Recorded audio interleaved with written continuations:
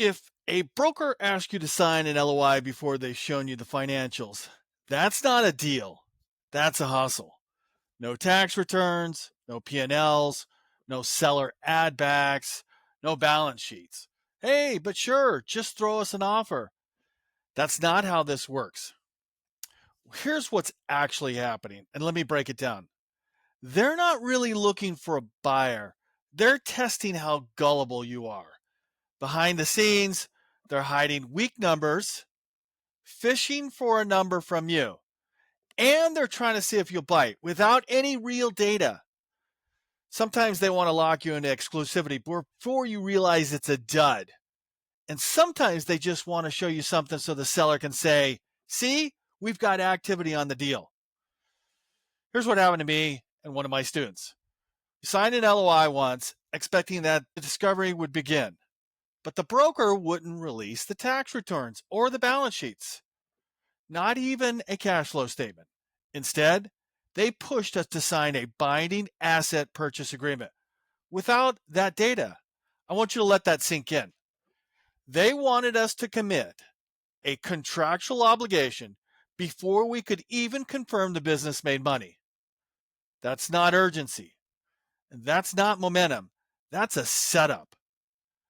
You know what Warren Buffett team sends sellers? This is what he used to do when he was buying private companies. It's a simple letter that says, to evaluate this opportunity responsibility, we need tax returns, 3 to 5 years of P&Ls, cash flow statements, and 2 to 3 years of balance sheets. We make the decision based on facts, not fiction.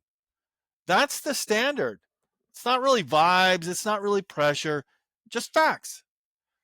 Serious buyers don't bid blind. You don't write checks for mystery boxes. You don't throw out LOIs on whispers and hopes. And you definitely don't sign binding agreements before underwriting. If you want an LOI, show the books.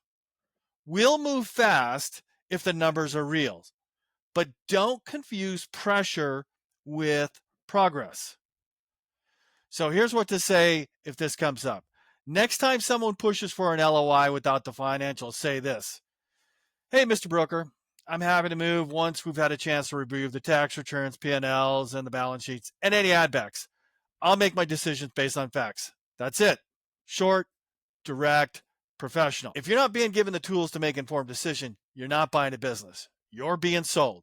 And look, if you want to avoid blind offers, bad deals, and brokers who play the games, that's exactly what I teach inside the deal flow system.